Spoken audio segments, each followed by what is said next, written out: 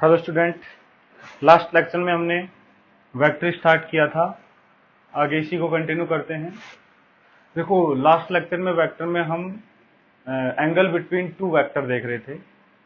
तो एक बच्चे का डाउट भी था, वो डाउट क्या था वो सभी को जानना चाहिए वैसे। बेटा, ये दो वेक्टर हैं, ये ए वेक्टर है और ये बी वेक्टर है। अब देखो, दोनों के टेल एक साथ मिलाए हुए हैं।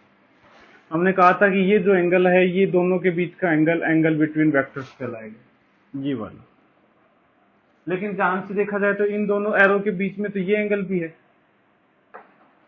क्या ये एंगल बिटवीन वेक्टर नहीं होगा? तो बच्चे का यही डाउट था कि सर इसको कंसिडर करें या इसको कंसिडर करें, कभी गलती से ये भी निकल जाए।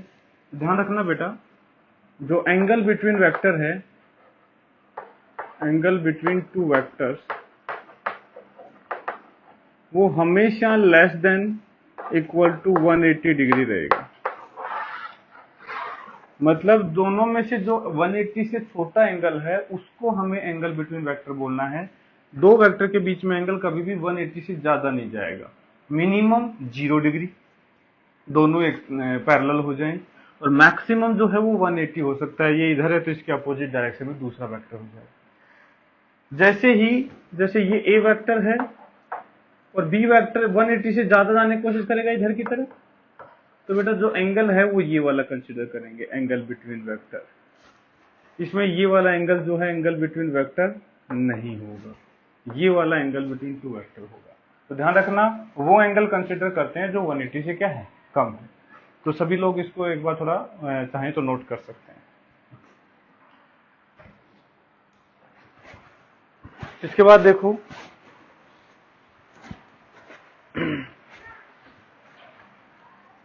दो वेक्टर के बीच का एंगल तो अब हम फाइंड कर सकते हैं। अब हम बात करेंगे कुछ डिफरेंट टाइप्स ऑफ वेक्टर जो हम बार बार टर्म्स यूज करते हैं, उनके बारे में थोड़ा सा देख लेते हैं। सम डिफरेंट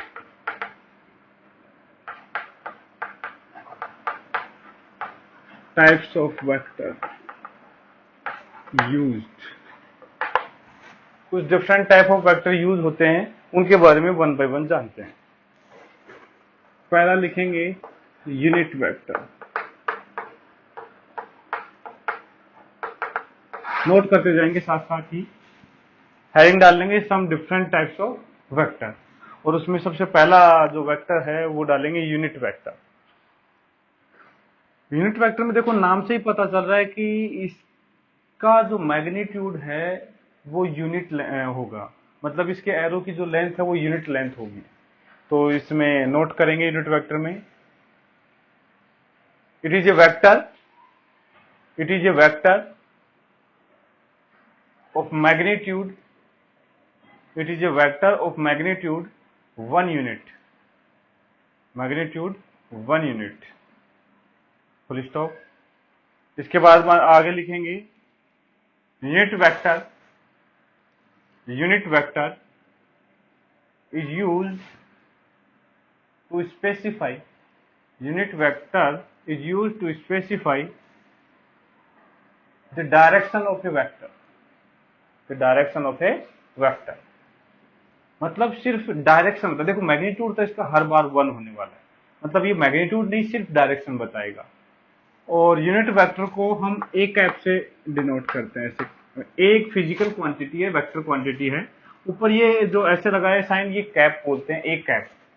और जो ए कैप यूनिट वेक्टर जो होता है बेटा, वो जो ए वेक्टर है, किसी भी वेक्टर से यूनिट वेक्टर निकालना है तो सिंपल सी बात है, उस वेक्टर को जो है उसको उसके मैग्नीट्यूड से डिवाइड कर दो, ये यूनिट वेक्टर आ जाएगा। तो देखो, ये जो वेक्टर है इसका मैग्नीट्यूड तो 1 होगा, सिर्फ ये डायरेक्शन बताएगा। देखिए, वेक्टर के पास दो ही चीजें होती हैं, एक मैग्नीट्यूड और एक डायरेक्शन। तो देखो, मैग्नीट्यूड तो हमने यहाँ पे 1 कर दिया फिक्स, इसका मतलब इसके पास सिर्फ अब क्या है, डायरेक्शन है। तो केवल किसी डायरेक्शन को डिनोट करना हो तो सबसे बढ़िया तरीका उस डायरेक्शन का यूनिट वेक्टर बता दो। और यूनिट वेक्टर होता है कोई भी एक वेक्टर उस डायरेक्शन में ले लो और उस वेक्टर के मैग्नीट्यूड से उसको क्या कर दो, डिवाइड कर दो, ये आ जाएगा यूनिट वेक्टर। या फिर मैं यहाँ पे ऐसा लिख सकता हूँ कि ए वेक्टर जो होता है वो एक्चुअल में ए वेक्टर का मैग्नीट्यूड इनटू ए कैप उसकी डायरेक्शन होती तो देखो ये लिखा हुआ है, ये मैग्नीट्यूड है और ये उसकी डायरेक्शन, तो टोटल मिलकर क्या बन गया, वेक्टर हो गया। जैसे फॉर एग्जांपल मेरे को किसी डायरेक्शन में एक वेक्टर को बताना है, तो एक स्पेसिफिक डायरेक्शन है, उसको तो हम यूनिट वेक्टर से लिख देंगे। दूसरी बात, उस डायरेक्शन में कितने मैग्नीट्यूड का वेक्टर लिखना है, तो उस मैग्नीट्यूड से उसको मल्टीप्लाई कर देंगे। जैसे मेरे को फॉर एग्जाम्पल ए कैप एक फिक्स डायरेक्शन है, उस डायरेक्शन में मेरे को 10 यूनिट का एक वेक्टर चाहिए, तो मैं क्या करूंगा, इस डायरेक्शन को 10 से मल्टीप्लाई कर दूंगा। अब देखो इसका तो मैग्नीट्यूड 1 था, इसको 10 से मल्टीप्लाई करेंगे तो उसका मैग्नीट्यूड हो जाएगा 10। तो इसका मतलब एक वेक्टर मिल जाएगा जो कि डायरेक्शन रखेगा ए कैप की डायरेक्शन में, और उसका मैग्नीट्यूड हो जाएगा 10 के इक्वल। तो इस टाइप से वेक्टर निकाला जाता है। तो कभी भी किसी डायरेक्शन में एक वेक्टर चाहिए, तो उस डायरेक्शन के यूनिट वेक्टर से उस मैग्नीट्यूड से मल्टीप्लाई कर दो जो हमें चाहिए, वो एक फाइनल वेक्टर तैयार हो जाएगा हमारे लिए। ऐसे देखो कुछ यूनिट वेक्टर हैं जो स्पेसिफाई किए गए हैं कि ये क्या डिनोट कर रहे हैं। तो देखो unit vector in the direction of x axis, x axis की डायरेक्शन में जो यूनिट वेक्टर होता है उसको आई कैप से डिनोट करते हैं, I cap, small I cap. I cap से यूनिट वेक्टर एक्स डायरेक्शन का यूनिट वेक्टर डिनोट किया जाता है। ऐसे ही unit vector in the direction of Y axis, यदि वाई एक्सिस की डायरेक्शन का वेक्टर हमें यूनिट वेक्टर चाहिए तो उसको हम जे कैप से लिखते हैं, एक्स एक्सिस का आई कैप से, वाई एक्सिस का जे कैप से। ऐसे unit vector in the direction of Z axis, Z axis की डायरेक्शन के यूनिट वेक्टर की यदि बात करें तो वो के कैप से डिनोट किया जाता है। I cap, J cap and K cap are the unit vector in the direction of x axis, y axis and z axis respectively। तो ये हमें ध्यान रखना है। जैसे फॉर एग्जांपल हम बात करें एक वेक्टर की, कि एक वेक्टर है ए वेक्टर। कई बार तुम्हें ऐसे देखने को मिलेगा कि ए वेक्टर कुछ ऐसा लिखा हुआ है, 2i cap plus 5j cap plus 7k cap, ऐसा कुछ फॉर एग्जांपल कुछ भी लिख दिया आपने। देखो 2i कैप, 5j कैप और 7k कैप एक वेक्टर है, ए वेक्टर। देखो ये क्या स्पेसिफाई कर रहा है, ये बता रहा है 2i कैप मतलब x डायरेक्शन में ये 2 यूनिट है, y डायरेक्शन में ये 5 यूनिट है और z डायरेक्शन में ये 7 यूनिट है। मतलब x, जैसे मान लो डिस्प्लेसमेंट बताना है अपने को, डिस्प्लेसमेंट बताना है 2i cap, 5j cap, 7k cap, उसको हम क्या कहेंगे कि पहले x एक्सिस में 2 मीटर चला, y एक्सिस में 5 मीटर चला और z एक्सिस में 7 मीटर चला, तो जो फाइनल डिस्प्लेसमेंट होगा वो होगा 2i का प्लस 5j का प्लस 7k का। लेकिन ये जो वेक्टर है ये तीनों डायरेक्शन हमने यहाँ पे अलग अलग ले लिया है। ये यूनिट वेक्टर आई कैप जो है x डायरेक्शन का है, ये y डायरेक्शन का है और ये z डायरेक्शन का है। तो ये है, ये जो वेक्टर होगा 2 unit in x direction plus 5 unit in y direction plus 7 unit in z direction, ये ए वेक्टर हो गया। तो सिर्फ बताने का तरीका कि कई बार तुम्हें आई जे के में ये वेक्टर लिखा हुआ दिखाई पड़ सकता है, तो उस केस में ये आई जे के जो है ये यूनिट वेक्टर्स हैं एक्स वाई जेड डायरेक्शन में, कोई भी कोऑर्डिनेट एक्सिस के लिए इसका यूज किया जाता है। एक ध्यान रखना, यदि ए वेक्टर ऐसे है, A vector is equal to A X I cap plus A Y J cap plus A Z K cap, ये कोई ए वेक्टर है, तो इसका मैग्नीट्यूड जो होगा, मैग्नीट्यूड ऑफ ए वेक्टर जिसको लिखते हैं मैग्नीट्यूड ऑफ ए से, तो ये जो है इक्वल होता है रूट ओवर ए एक्स स्क्वायर ए वाई स्क्वायर ए जेड स्क्वायर। तो रूट ओवर ए एक्स स्क्वायर ए वाई स्क्वायर ए जेड स्क्वायर, ऐसे इसका मैग्नीट्यूड निकाला जाता है। जैसे एग्जाम्पल के लिए कहें, ए वेक्टर है आई कैप प्लस 2j कैप, के कैप है ही नहीं, कोई बात नहीं, तो मैग्नीट्यूड ऑफ ए जो होगा वो रूट ओवर आई कैप, इसके आगे का जो है, देखो आई कैप के साथ जो लिखा हुआ है ए एक्स है, तो आई कैप के साथ यहाँ 1 है, तो 1 का स्क्वायर प्लस जे कैप के साथ यहाँ 2 है, तो 2 का स्क्वायर प्लस के कैप के साथ कुछ है ही नहीं तो 0 है, तो ये जगह 4 और एक 5 रूट 5, तो इसका जो मैग्नीट्यूड आएगा वो रूट 5 यूनिट आ जाएगा। तो देखो ये मैग्नीट्यूड निकालने का तरीका होता है, हमें ध्यान भी रखना चाहिए। बाकी यूनिट वेक्टर के बारे में सारी बातें पढ़ी है हमने, तो इसको एक बार स्क्रीन को पॉज करेंगे और नोट कर लेंगे।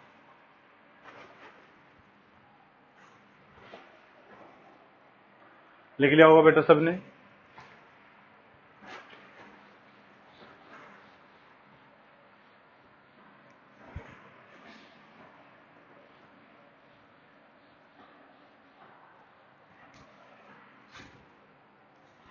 इसके बाद जो नेक्स्ट है बेटा वो है नल वेक्टर।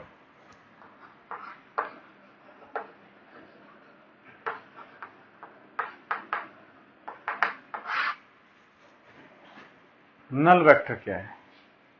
देखो नाम से पता चल रहा है नल वेक्टर, इसको जीरो वेक्टर भी बोल सकते हैं। ये एक ऐसा वेक्टर है जिसका मैग्नीट्यूड जीरो है। अब सोचो मैग्नीट्यूड जीरो है मतलब एक ऐसा एरो बनाना है जिसकी लेंथ ही नहीं है, मतलब एक पॉइंट टाइप में बन जाएगा, डॉट बन जाएगा। तो नल वेक्टर बेटा एक ऐसा वेक्टर है जिसका कोई मैग्नीट्यूड नहीं है। तो इसमें लिखेंगे null vector is a vector which have zero magnitude अब देखो मैग्नीट्यूड जीरो है मतलब इसकी लेंथ ही नहीं है, मतलब एरो ही नहीं है। तो अब इसकी डायरेक्शन के बारे में क्या कहेंगे?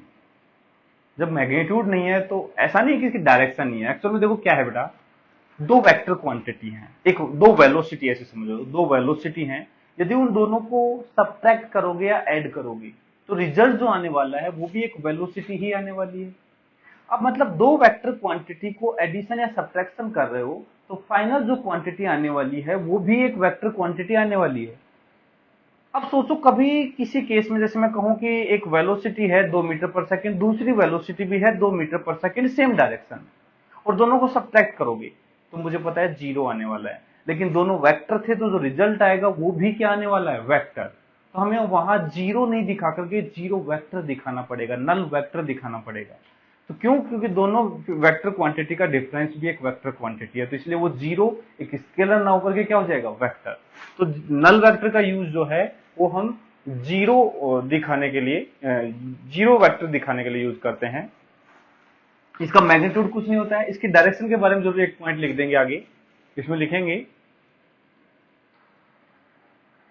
डायरेक्शन ऑफ नल वेक्टर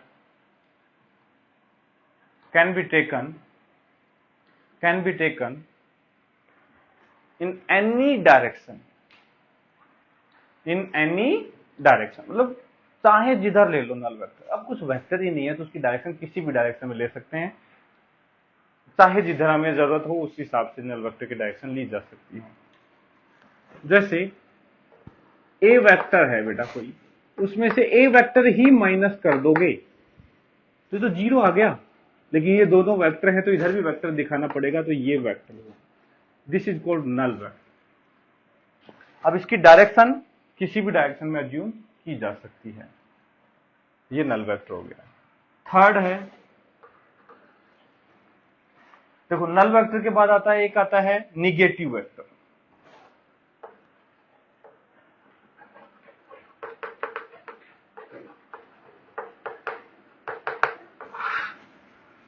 कई बार एक टर्म यूज कर लेता है निगेटिव वेक्टर। अब देखो निगेटिव वेक्टर का क्या मतलब है, जैसे if A vector plus B vector is equal to zero vector. दो वेक्टर हैं ए वेक्टर और बी वेक्टर, दोनों का एडिशन जो है वो जीरो है। इसका मतलब ए और बी एक दूसरे के निगेटिव वेक्टर है। ए और बी एक दूसरे के क्या हो गई? Negative vector. ऐसा मतलब ये कि बेटा एक ऐसा वेक्टर जिसको यदि किसी वेक्टर में ऐड किया जाए तो जो फाइनल वेक्टर मिले वो कुछ नहीं हो, मतलब नल वेक्टर हो, तो वो जो वेक्टर है वो एक दूसरे के निगेटिव वेक्टर कहलाएंगे। तो इसमें लिखेंगे, देखो निगेटिव वेक्टर की दो बातें हो गई। एक तो क्या, मैग्नीट्यूड दोनों का सेम होना चाहिए। मुझे पता है सेम मैग्नीट्यूड के वेक्टर ही एक दूसरे को पूरा कैंसिल कर सकते हैं। तो दोनों जो निगेटिव वेक्टर है दोनों का एक दूसरे का मैग्नीट्यूड क्या होना चाहिए, सेम, लेकिन डायरेक्शन क्या होनी चाहिए, अपोजिट। क्योंकि 2 मीटर, यदि मेरे को सपोज 2 मीटर इधर डिस्प्लेसमेंट लेते हैं और 2 मीटर वापस इसी डायरेक्शन में डिस्प्लेसमेंट लेंगे तो नेट डिस्प्लेसमेंट 0 आने वाला होगा। इसका मतलब दोनों वेक्टर का मैग्नीट्यूड भी सेम और डायरेक्शन अपोजिट होनी चाहिए। तो लिख देना two vectors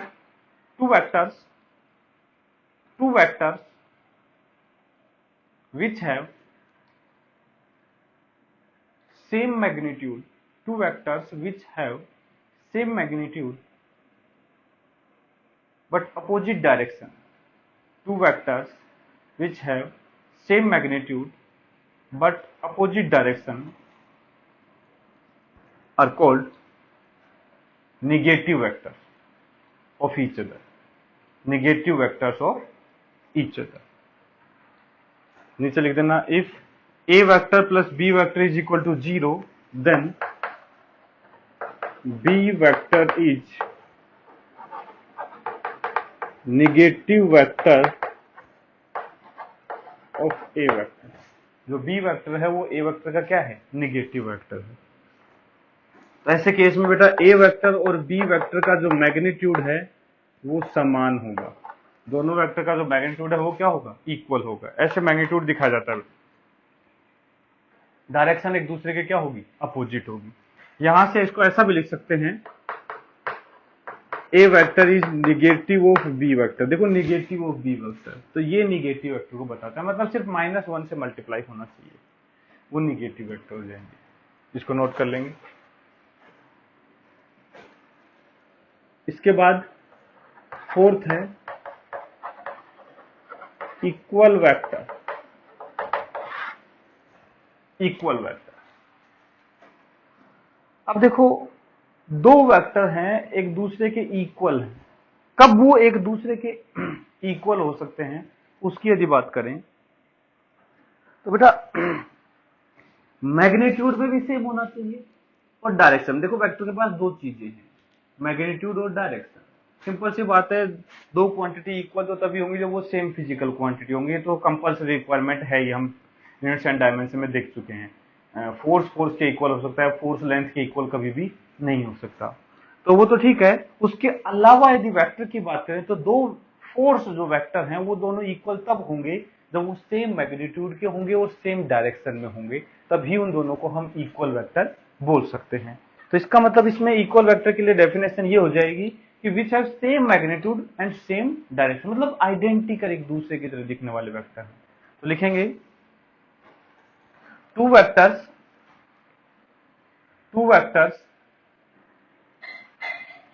will be equal vector, two vectors will be equal vector only if they have same magnitude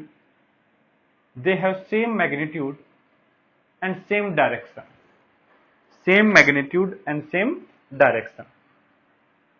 ठीक है बेटा, जैसे a वेक्टर है ax I cap,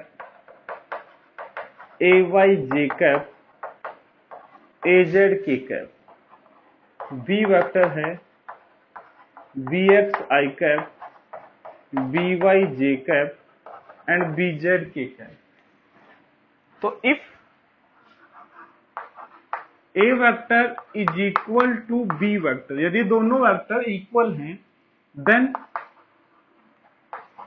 ax bx के इक्वल होना चाहिए, ay by के इक्वल होना चाहिए और az bz के इक्वल, तब ये इक्वल वेक्टर होंगे।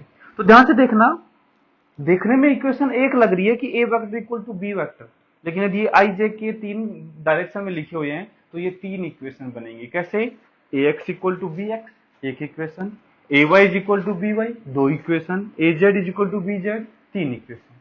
तो दो ही वेक्टर इक्वल तभी होंगे जब ये तीनों डायरेक्शन में इक्वल होंगे, एक्स एक्सिस, वाई एक्सिस और जेड एक्सिस में, तो ये हो गए इक्वल वेक्टर। तो इसको नोट करो।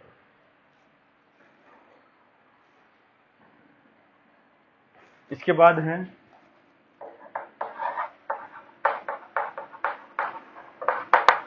Opposite vector. अपोजिट वेक्टर, ये क्या है? देखो निगेटिव वेक्टर और अपोजिट वेक्टर दोनों में थोड़ा सा डिफरेंस है। निगेटिव अलग चीज है, अपोजिट होना अलग चीज है। उन दोनों में डिफरेंस क्या है? निगेटिव बताता है कि डायरेक्शन अपोजिट होनी चाहिए, साथ ही साथ मैग्नीट्यूड सेम होना चाहिए जब वो एक दूसरे के निगेटिव होंगे। लेकिन अपोजिशन के लिए, अपोजिट वेक्टर के लिए सिर्फ जरूरी क्या है? डायरेक्शन अपोजिट होनी चाहिए। बाकी मैग्नीट्यूड सेम हो भी सकता है और सेम ना भी हो, कोई दिक्कत नहीं है। तो लिख लो, two vectors will be opposite vector, two vectors will be opposite vectors if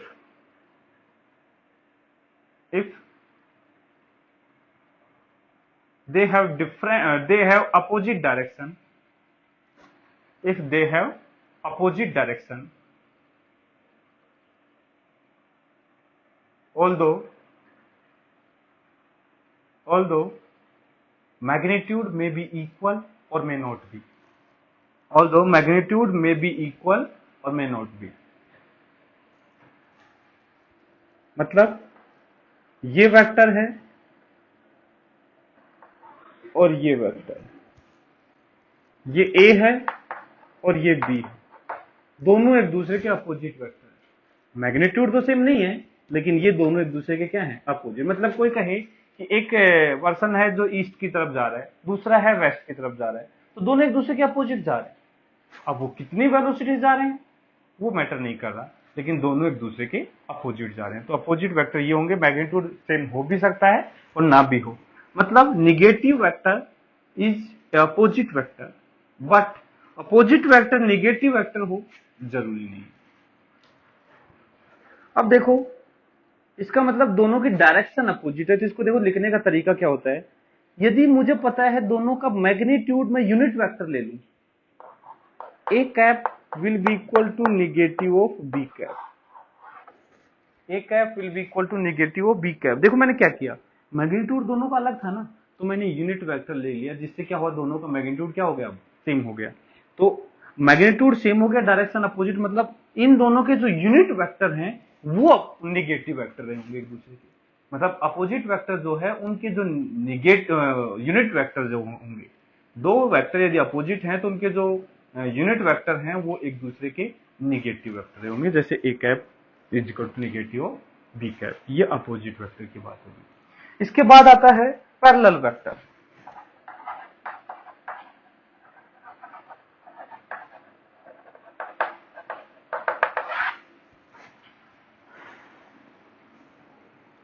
तो इसको नोट करके फिर इसमें लिखेंगे,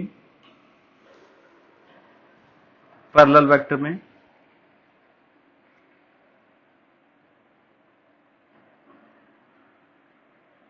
should have same direction,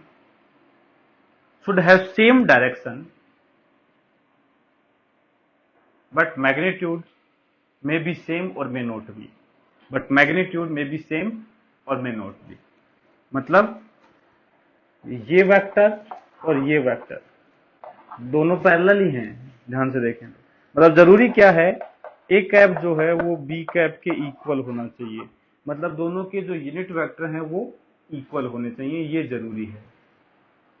इसका मतलब यदि मैं कहूं यहां पे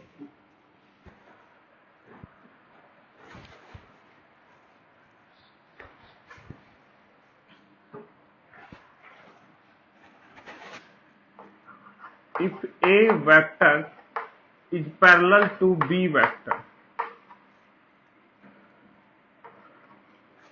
A vector is parallel to B vector, तो देखो जरूरी है A वेक्टर जो है, मैं यहां पे एग्जांपल के लिए लेता हूं, एग्जांपल A वेक्टर है AX I cap, AY J cap, AZ K cap, और B वेक्टर मैं यहां पे ले रहा हूं BX I cap, BY J cap, BZ K cap, और A और B पैरेलल हैं। If A vector is parallel to B vector, then A vector का जो यूनिट वेक्टर है will be equal to B vector B cap. इसका मतलब A cap आएगा ax plus ax I cap. A cap को मैं लिख सकता हूं A vector upon magnitude of A will be equal to B vector upon magnitude of B. Unit vector इसका कैसे निकालेगी? वेक्टर को इसके मैग्नीट्यूड से डिवाइड कर देंगे। इसका यूनिट वेक्टर कैसे आएगा? वेक्टर को इसके मैग्नीट्यूड से डिवाइड कर दिया। ए वेक्टर को नोट कर देंगे, यहाँ पे ये आ जाएगा ax I cap plus ay j cap plus az k cap divide by a will be equal to bx i by j। ये लिख लिया होगा इधर वाला बेटा।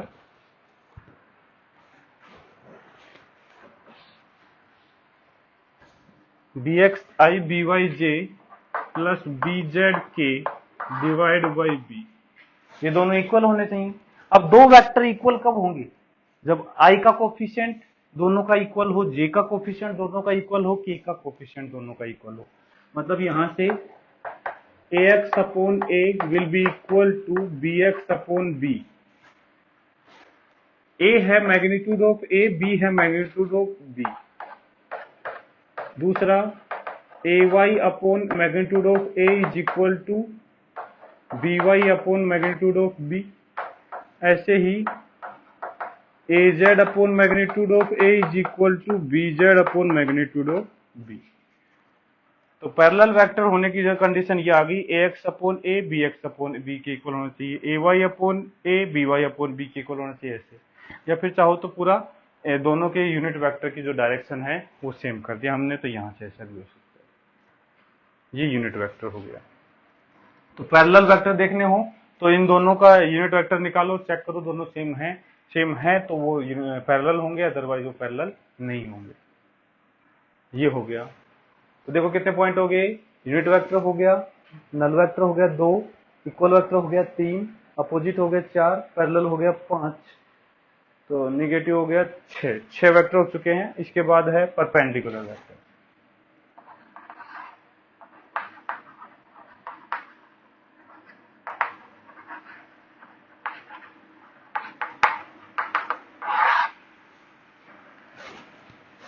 देखो परपेंडिकुलर वेक्टर क्या है?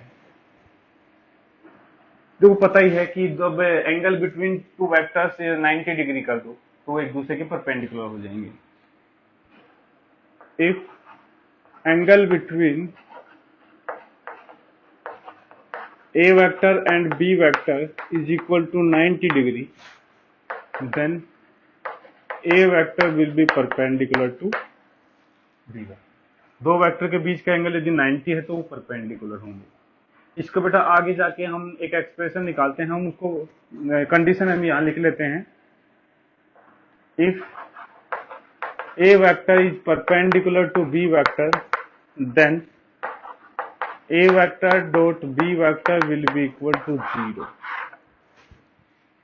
ये क्या होता है डॉट, हम आगे देखेंगे। ये एक प्रोडक्ट होता है बेटा, प्रोडक्ट करते हैं दो वेक्टर का, स्केलर प्रोडक्ट जो भी है। बस ये कंडीशन आगे अपने आप समझ में आ जाएगी जब हम पढ़ेंगे।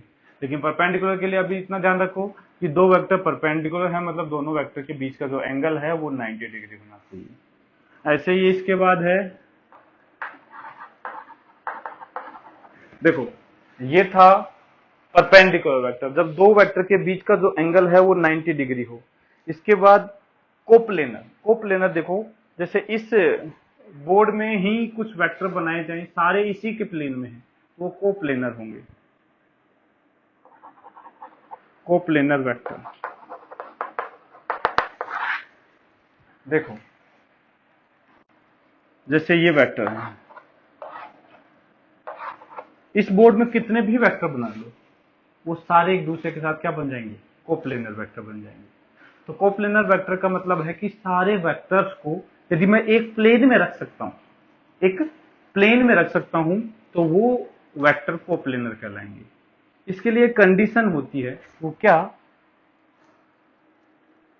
3 वेक्टर के लिए होती है। देखो सबसे पहले एक बात ध्यान रखना, दो वेक्टर वो हमेशा एक प्लेन में ही होंगे। कोई भी दो वेक्टर हमेशा एक प्लेन में होंगे, इसको समझते हैं। जैसे ये दोनों वेक्टर हैं, देखो हमने इस प्लेन में बना रखा है तो प्लेनर हो गया। ये दोनों वेक्टर हैं, ये भी प्लेनर हो गए। ये दोनों वेक्टर, ये भी प्लेनर हो गए। अब थोड़ा अलग बात करते हैं कि एक वेक्टर ये है, लेकिन सर एक वेक्टर इसके परपेंडिकुलर बना दिया, मतलब एक ये है इसके परपेंडिकुलर बना दिया। बेटा ये भी ध्यान से देखे तो ये दोनों वेक्टर कोप्लेनर है। कैसे? ये वाला प्लेन देखो, ये बोर्ड में एक वेक्टर बनाया, दूसरा इसके परपेंडिकुलर, तो ये जो प्लेन होगा ये कोप्लेनर होगा। एक इस बोर्ड में बनाया, दूसरा ऐसे किसी एंगल पे, तो ये प्लेन हो जाएगा बेटा, तो ये भी प्लेनर हो जाएंगे। दो वेक्टर कहीं भी ले लो। अब कोई कहेगा सर एक वेक्टर ये है और एक वेक्टर यहां ले लिया, अब बताओ कहां प्लेनर है? ऐसा तो कोई प्लेन नहीं है जो इसको भी रखे और इसको भी रखे। तो उस केस में बेटा हमें पता है कि वेक्टर को बिना मैग्नीट्यूड और डायरेक्शन शिफ्ट चेंज किए शिफ्ट कर सकते हैं। तो इसको यहां से शिफ्ट करके यहां लाके आएंगे। अब देखो ये प्लेनर हो गया, ये जो प्लेन है इसको रख रहा है, मतलब इसको ऐसे शिफ्ट तो कर ही सकते हैं। तो कोई भी दो वेक्टर हैं वो एक दूसरे के हमेशा क्या होंगे? प्लेनर होंगे। तो सबसे पहले कोप्लेनर की कंडीशन लिखेंगे, if two or more than two vectors, if two and more than two vectors, if two and more than two vectors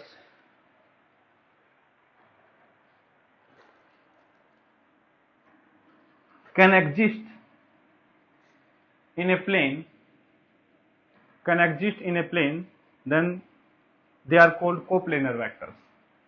They are called coplanar vectors. Next line में लिखेंगे any two vector will always be coplanar vector. Any two vector will always be coplanar vector. कोई भी दो vector हैं वो हमेशा coplanar ही होंगे, लेकिन तीन वेक्टर्स के लिए सोचना पड़ेगा कि वो कोप्लेनर है या नहीं। तो तीन वेक्टर के लिए कंडीशन होती है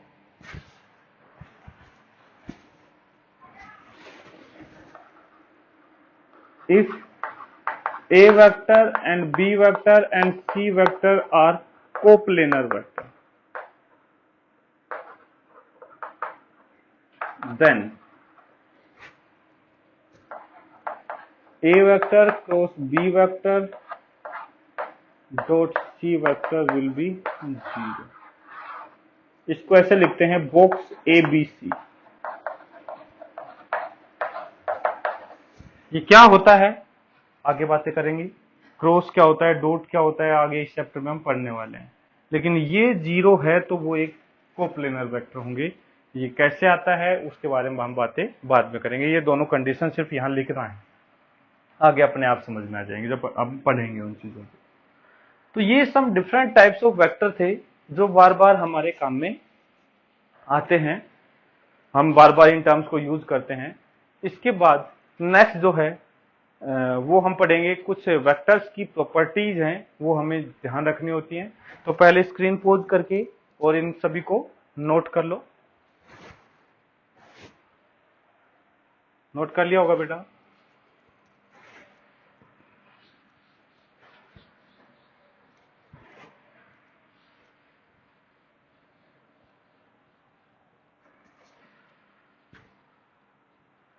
हाँ बेटा, इसके बाद है properties of vector.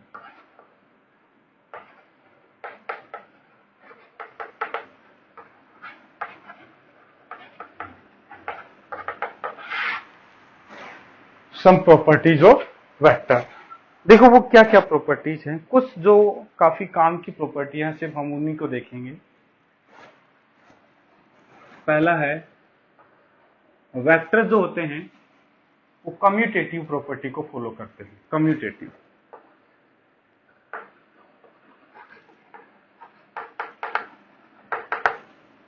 Commutative property क्या होती है? दो वेक्टर ऐड कर रहे हैं, A vector plus B vector, ये जो है इक्वल होता है बी वेक्टर प्लस ए वेक्टर। ये प्रॉपर्टी कम्यूटेटिव प्रॉपर्टी कहलाती है। देखो क्या कर रहा है कि दो वेक्टर को ऐड करना है तो पहले वेक्टर में दूसरे वेक्टर को ऐड करो, जो आता है वो ही चीज आएगा यदि दूसरे वेक्टर में पहले वेक्टर को ऐड किया जाए। तो वेक्टर एडिशन है, वेक्टर एडिशन के तरीके हम आगे देखेंगे। पर ये ध्यान रखना कि प्रॉपर्टी है कि ए वेक्टर और बी वेक्टर ऐड करें तो वो ही चीज आनी चाहिए जो बी वेक्टर में ए वेक्टर ऐड करने के, जो इस प्रॉपर्टी को फॉलो करेगा वो ही वेक्टर होगा, अदरवाइज वो वेक्टर नहीं होगा। दूसरा है एसोसिएटिव प्रॉपर्टी। एसोसिएटिव प्रॉपर्टी क्या होती है देखो, जैसे ए वेक्टर में ऐड कर रहे हैं B vector plus C vector. देखो यहां से क्या किया है, ये ब्रैकेट यहां रिप्रेजेंट कर रहा है कि हम ए वेक्टर में बी वेक्टर को ऐड नहीं कर रहे हैं, बी और सी को ऐड करने पर जो आ रहा है उसको ए में ऐड कर रहे हैं। तो ये एसोसिएटिव प्रॉपर्टी है, तो चाहे तो इन दोनों को ऐड करके इसमें ऐड कर दो, चाहे तो ए वेक्टर में बी वेक्टर को ऐड करो और फिर सी वेक्टर को ऐड करो। मतलब इन दोनों को पहले ऐड करके इसमें ऐड कर दो या फिर इन दोनों को ऐड करके इसमें ऐड कर दो। ये जो प्रॉपर्टी है एसोसिएटिव प्रॉपर्टी कहलाती है। तो वेक्टर इसको भी फॉलो करते हैं। तीसरी मेन जो प्रॉपर्टी होती है डिस्ट्रीब्यूटिव।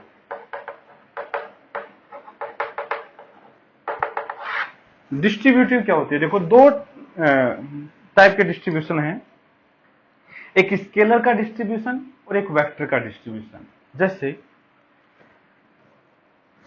मैं लिखता हूं a plus B into A vector, a plus B into A vector. देखो यहाँ स्मॉल a और b जो है, स्मॉल a स्मॉल b, इनके ऊपर वेक्टर नहीं लगा रखा है, ध्यान रखना है स्केलर क्वांटिटी है, जैसे 2 3 5 7 कुछ भी स्केलर क्वांटिटी है a और b, और ये जो है ये वेक्टर क्वांटिटी है जो कैपिटल लेटर में लिखी हुई है। तो दो स्केलर को ऐड करके बाहर एक वेक्टर लगा रखा है, तो इसको मैं ऐसा लिख सकता हूँ, डिस्ट्रीब्यूट कर सकता हूँ इस वेक्टर को दोनों में, a times of a vector plus b times of a vector, दोनों को डिस्ट्रीब्यूट कर दिया कांस्टेंट को इनको।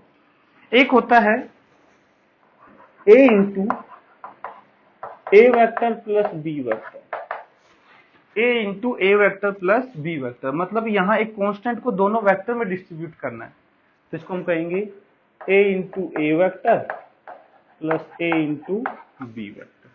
ये प्रॉपर्टी डिस्ट्रीब्यूटिव प्रॉपर्टी होगी। तो ये जो मेन प्रॉपर्टी है ये हमें इन वेक्टर्स की ध्यान रखनी चाहिए। नोट कर लेंगे इसको, स्क्रीन पॉज करके नोट करें।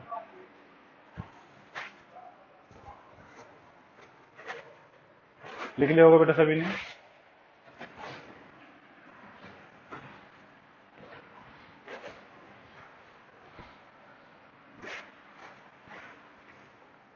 इसके बाद है बेटा law of vector addition.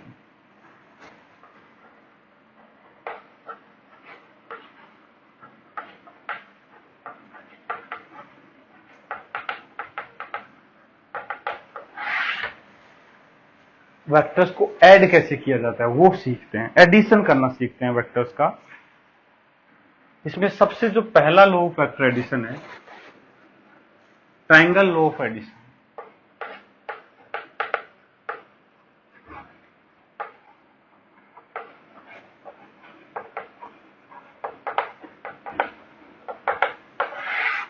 Triangle law of addition, देखो ट्रायंगल लॉ ऑफ एडिशन क्या कहता है पहले समझते हैं। कोई भी एक ट्रायंगल है,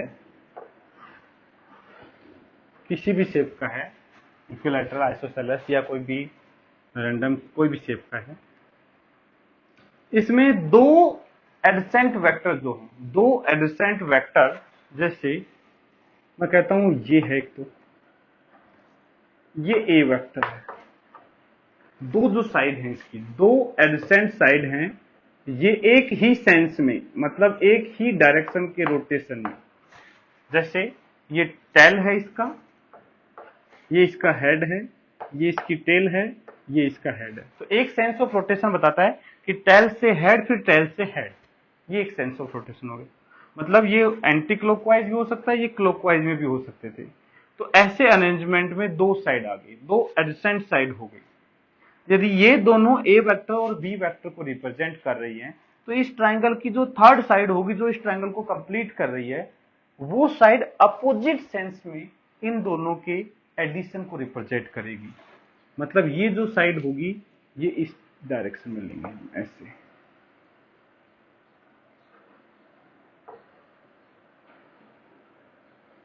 इसको बोलेंगे resultant vector R vector, that will be equal to A vector plus B vector. ध्यान रखना, रिजल्टेंट वेक्टर बोलते हैं दो वेक्टर के एडिशन को। ए वेक्टर और बी वेक्टर का जो एडिशन है उसको बोलते हैं ए और बी का रिजल्टेंट वेक्टर। तो ये ए वेक्टर है, ये बी वेक्टर है, तो थर्ड साइड जो इस ट्राइंगल को क्लोज कर रही है अपोजिट सेंस में इनके रिजल्टेंट वेक्टर को रिप्रेजेंट करेगी। ये है ट्राइंगल लॉ ऑफ एडिशन। तो इसमें नोट करेंगे पहले ट्राइंगल लॉ ऑफ एडिशन में, लिखो if two adjacent side if two adjacent side of a triangle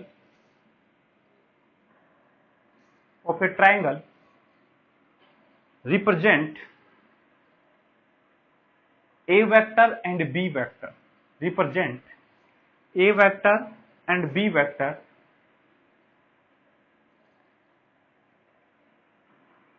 in same sense of rotation, in same sense of rotation, bracket में लिख लेंगे same sense के ब्रैकेट में टेल हेड ऐसे T H मतलब tail head same sense of rotation के bracket में लिख लेंगे T H bracket close. Then third side of this triangle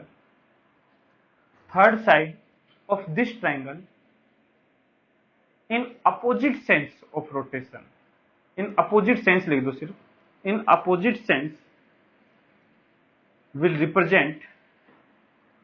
represent resultant of these two vector, resultant of these two vector, bracket में लिख देना R vector, resultant of this two vector, bracket में R vector full stop.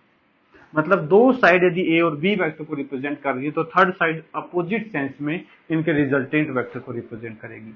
यही है law of triangle addition.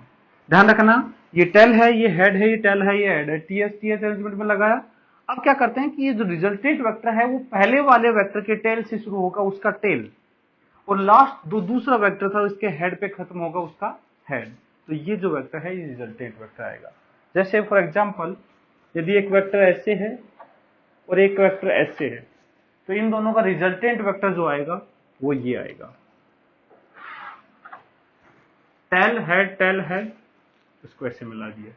ये ए vector था, ये B vector है, तो ये हो जाएगा R vector is equal to A vector plus B vector.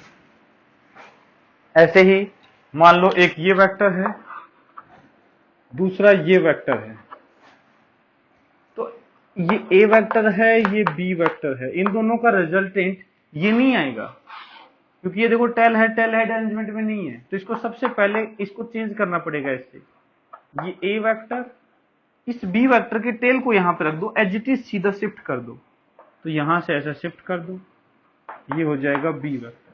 तो अब ये जो आएगा ये आर वेक्टर आ जाएगा। बात समझ में आई? तो रिजल्टेंट वेक्टर निकालने के लिए ट्राइंगल लॉ ऑफ एडिशन का यूज करते हैं। ये सिर्फ दो वेक्टर का एडिशन कर रहा है, देखो। तो इन पहले इन डायग्राम को बना लो, फिर इसमें आगे और डिटेल में पढ़ते हैं। स्क्रीन को पॉज करो और ये डायग्राम को कंप्लीट नोट कर लो। देख लिया होगा बेटा? ये पहला लॉ ऑफ एडिशन है, इसको अभी डिटेल में देखेंगे हम, फिर उसके बाद आगे और जो लॉ है वो पढ़ेंगे। देखो बेटा, दो वेक्टर का रिजल्टेंट का मैग्नीट्यूड कितना हुआ वो सब बातें हम यहां पे करेंगे। एक वेक्टर ये है, ये ए वेक्टर, दूसरा जो वेक्टर है वो ये है, ये बी वेक्टर है। इन दोनों का रिजल्टेंट जो आएगा वो ये आएगा, ये R vector, that will be equal to A vector plus B vector. ठीक है? इन दोनों वेक्टर के बीच का जो एंगल है वो ये वाला एंगल होगा, ये। ध्यान रखना बेटा, देखो इन दोनों के बीच में एंगल जो है ये होगा, ये टेल हेड है, ये दोनों के टेल एक साथ नहीं है यहाँ पे, तो ये एंगल तो हो नहीं सकता, तो इस वेक्टर को एज इट इज यहाँ शिफ्ट कर दे, तो देखो दोनों की टेल साथ हो जाएगी, तो ये दोनों के एरो के बीच में जो एंगल होगा वो एंगल बिटवीन वेक्टर होगा। तो ये थीटा जो है angle between A vector and B vector है, angle between A vector and B vector.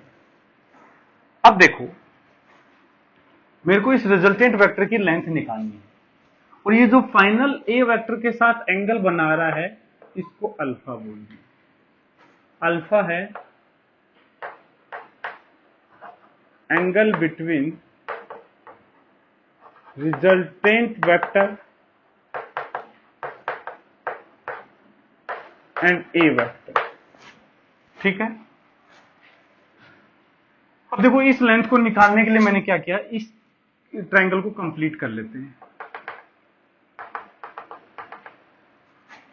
इस लेंथ को मैं x बोल देता हूं, इस लेंथ को मैं y बोल देता हूं। ये लेंथ जो है a के इक्वल है। a मतलब है बेटा मैग्नीट्यूड ऑफ a, जो बिना वेक्टर के साथ लिख रखा है ये है मैग्नीट्यूड ऑफ a, ऐसे b लिखूंगा तो वो होगा मैग्नीट्यूड ऑफ b। तो ये जो टोटल लेंथ होगी ये होगी a प्लस एक्स और ये होगी y। सबसे पहले तो x और y निकालते हैं। तो देखो इस ट्रायंगल में यदि मैं कहूं, इस ट्रायंगल में मैं लिखना चाहता हूं sine theta, sine theta will be equal to perpendicular तो हो गया y अपॉन हाइपोटेनस की लेंथ हो जाएगी b, इसका मतलब y जो है वो होगा b साइन थीटा, y जो होगा वो तो होगा b साइन थीटा।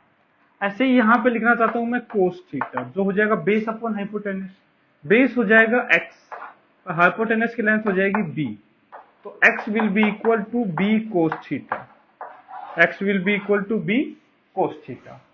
तो देखो x और y दोनों की वैल्यू आ गई, तो ये जो टोटल लेंथ है ये हो जाएगी a plus b cos theta और ये हो जाएगी b साइन थीटा।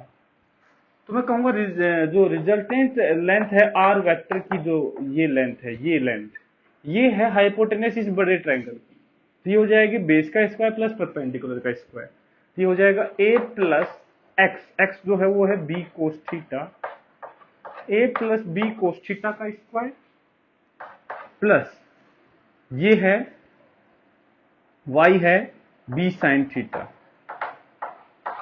इसका स्क्वायर और इसका रूट, ये रिजल्टेंट हो जाएगा। तो रिजल्टेंट वेक्टर का जो मैग्नीट्यूड निकल के आएगा वो आएगा रूट ओवर, यहां से आएगा a स्क्वायर, यहां से आएगा 2ab cos theta plus b square cos square theta, यहां से आएगा b square sine square theta. ध्यान से देखो यहाँ दोनों से b स्क्वायर कॉमन आ सकता है, ये बचेगा sine square theta plus cos square theta, और देखो हमने एक प्रॉपर्टी लिखी थी sine square theta plus cos square theta हमेशा क्या होता है यूनिट वन लेंथ, यूनिट होगा मतलब वन होगा, तो ये b स्क्वायर बच जाएगा। इसका मतलब रिजल्टेंट की जो लेंथ आ जाएगी that will be equal to root over a square plus b square plus 2ab cos theta, a square plus b square plus 2ab cos theta, where theta is angle between a vector and b vector. यदि हम बात करें alpha की तो उसके लिए देखो tan alpha will be equal to, tan alpha की जो वैल्यू है वो हो जाएगी परपेंडिकुलर अपॉन बेस, परपेंडिकुलर है y, y तो बन जाएगा बेटा b sine theta upon base बन जाएगा a plus b cos theta, ये अल्फा बन जाएगा।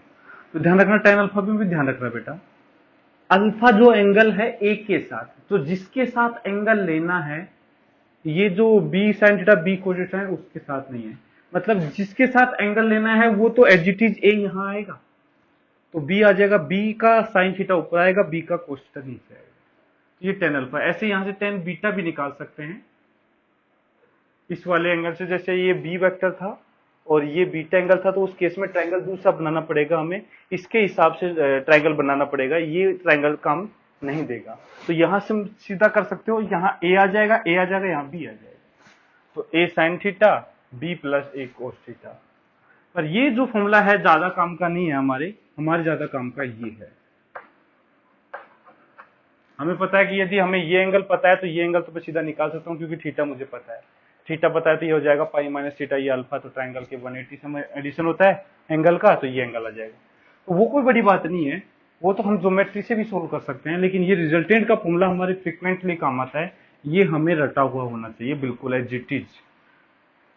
आर वेक्टर का magnitude will be equal to A square plus B square plus 2ab cos theta. अब देखो बेटा, इसके कुछ केस देखने हैं। केस वन लेते हैं, मैक्सिमम रिजल्टेंट।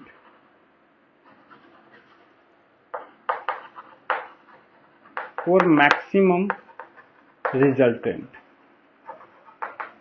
दो वेक्टर को जोड़ करके जो फाइनल वेक्टर है वो हम मैक्सिमम चाहते हैं, लेंथ, मैक्सिमम लेंथ का।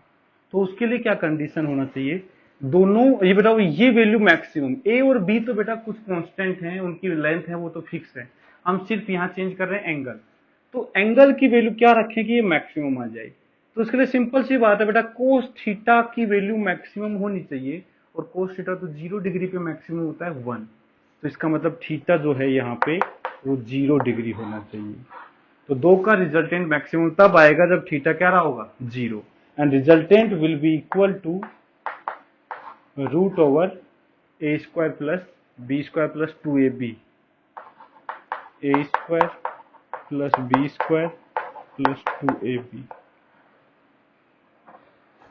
ध्यान से देखो, A square plus B square plus 2ab, तो इसको लिख सकता हूं resultant will be equal to root over a plus B का whole square, then resultant will be equal to a plus B. ये मैग्नीट्यूड इसलिए लगाया क्योंकि रिजल्टेंट हमेशा पॉजिटिव आना चाहिए। तो जो मैक्सिमम वैल्यू है वो तो a प्लस बी के इक्वल आ गई। ऐसा कब होगा, जैसे डिस्प्लेसमेंट की बात करें, 2 मीटर में ईस्ट में चला, अब मैं 3 मीटर और चलना चाहता हूं, 2 मीटर पहले ईस्ट में चल चुका हूं, 3 मीटर और चलना चाहता हूं, और चाहता हूं कि मैं स्टार्टिंग पॉइंट से मैक्सिमम डिस्टेंस पे रहूं। तो सिंपल सी बात है, जिस डायरेक्शन में तुम पहले चले थे उसी डायरेक्शन में और चल जाओ।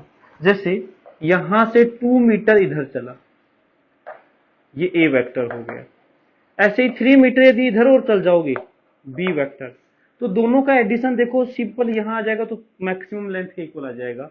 तो ए प्लस बी जो है वो कुछ ऐसा हो जाएगा, ये ए ये बी, तो ये रिजल्टेंट वेक्टर आ जाएगा ए प्लस बी, दोनों सिंपल ऐड हो जाएंगे। तो जो मैक्सिमम लेंथ है वो थीटा इक्वल टू 0 वाले केस में आएगी, सेम डायरेक्शन में चलते जाओ। यदि किसी एंगल पे बेंड हो गया होता तो डिस्टेंस पक्का है ए प्लस बी से क्या कम आती। तो ये केस 1 है, जब मैक्सिमम रिजल्टेंट चाहिए तो दोनों वेक्टर के बीच का जो एंगल है वो 0 होना चाहिए, and maximum resultant will be equal to addition of both the magnitude, A vector और बी वेक्टर के मैग्नीट्यूड का एडिशन। ये हो जाएगा केस 1। तो पहले इसको स्क्रीन को पोज करके कंप्लीट नोट करो, उसके बाद इसको और आगे देखते हैं।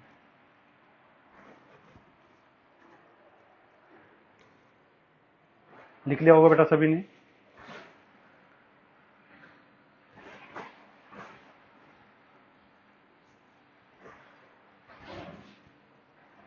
देखो बेटा, ये था केस 1, इसके बाद है केस 2।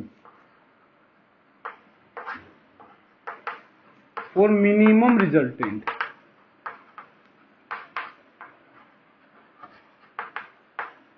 यदि मिनिमम रिजल्टेंट चाहते हैं तो देखो, थीटा को कुछ ऐसे रखो कि minimum value they.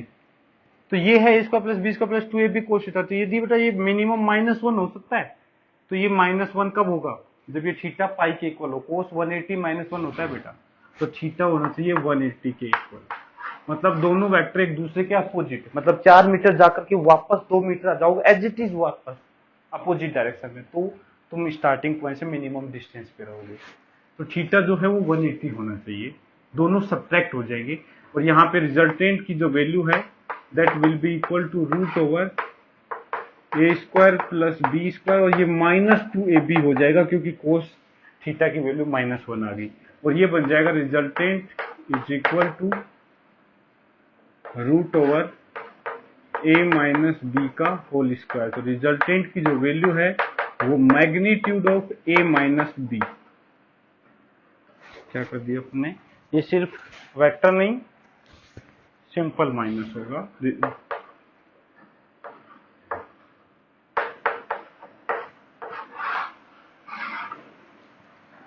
a minus B, मतलब दोनों का डिफरेंस। वैसे हम ऐड कर रहे हैं लेकिन थीटा 180 है, दो वेक्टर ऐड कर रहे हैं लेकिन वो वेक्टर एक दूसरे के अपोजिट थे, इधर और दूसरा इसके अपोजिट, तो दोनों ऐड करने का मतलब है दोनों के मैग्नीट्यूड को सब्ट्रैक्ट कर दो, a माइनस बी। तो मिनिमम जो वैल्यू है वो a माइनस बी आएगी और मैक्सिमम वैल्यू जो है वो a प्लस बी आएगी। तो इसका मतलब नोट करके यहां पे लिखें, थीटा को यदि वेरी कर रहे हैं तो रिजल्टेंट की जो वैल्यू है वो मिनिमम होगी a माइनस बी के मैग्नीट्यूड के इक्वल और मैक्सिमम होगी a प्लस बी के मैग्नीट्यूड के इक्वल। मतलब दो वेक्टर को ऐड करने पर मिनिमम जो वैल्यू आएगी वो दोनों के डिफरेंस के मैग्नीट्यूड के इक्वल आएगी और मैक्सिमम वैल्यू दोनों के सम के इक्वल आ जाएगी। ये है केस 1 और केस 2। इसके बाद केस 3 की बात करते हैं। केस 3 के केस में बेटा थीटा जो है वो 90 डिग्री दे रखा है, मतलब दोनों वेक्टर एक दूसरे के परपेंडिकुलर है। जैसे ए वेक्टर ये है और बी वेक्टर बेटा ये है इसके परपेंडिकुलर, तो जो रिजल्टेंट वेक्टर वो ये आने वाला है, और ये तो बेटा एक राइट एंगल ट्राइंगल बनेगा, और राइट एंगल ट्राइंगल में जो बेटा ये रिजल्टेंट है इसकी जो वैल्यू है वो तो root over A square plus B square हो जाएगी, और यहाँ पे देखो थीटा 90 रखोगे तो कोस 90 जीरो हो जाएगा, तो simple root over A square plus B square आ जाएगा। तो रिजल्टेंट जो है ये हो जाएगा root over A square plus B square. इसके बाद देखो इधर वाला नोट कर लिया होगा पहले ही,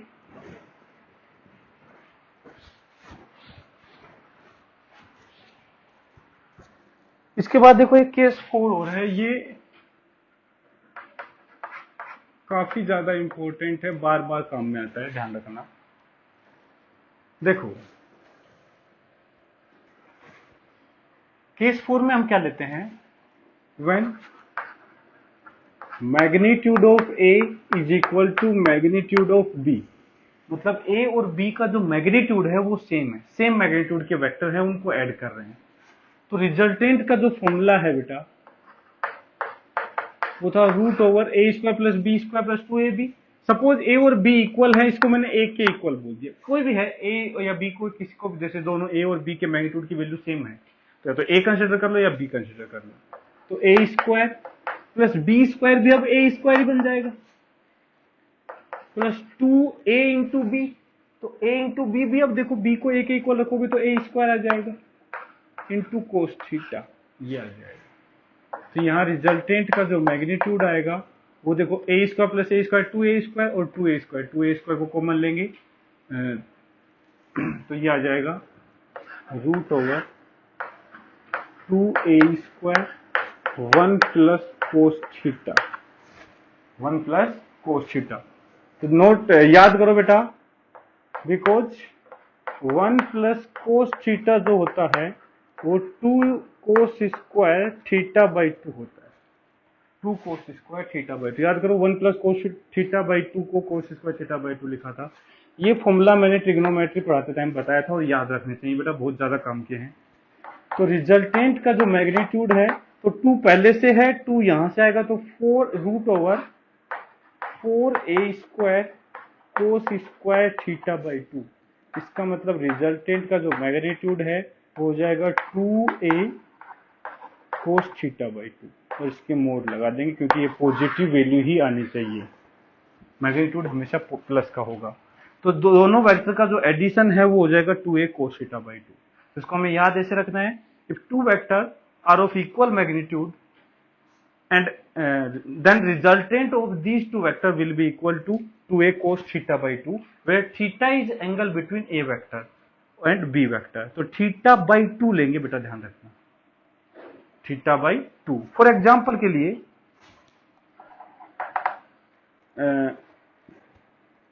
if theta is equal to 120 degree, theta 120 degree मतलब दो वेक्टर हैं सेम मैग्नीट्यूड के, ए वेक्टर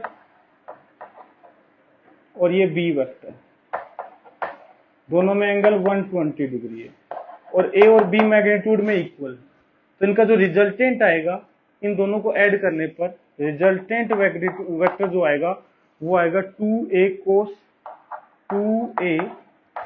120/2 60 cos 60 हो जाएगा √3/2, this will be equal to √3a,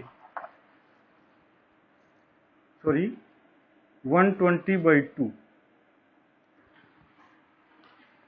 2a cos θ/2 cos 60 degree बेटा 1/2, cos 60 हो जाएगा 1/2, देखो 120/2 cos 60 1/2, 2 से 2 कैंसिल हो जाएगा तो रिजल्टेंट a के इक्वल आ जाएगा।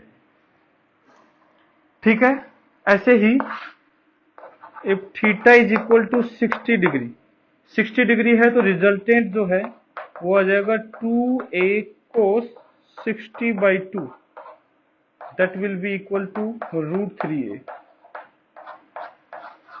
जो रिजल्टेंट है वो √3a टाइम्स हो जाएगा, √3a हो जाएगा। तो ये दो वेक्टर का एडिशन है।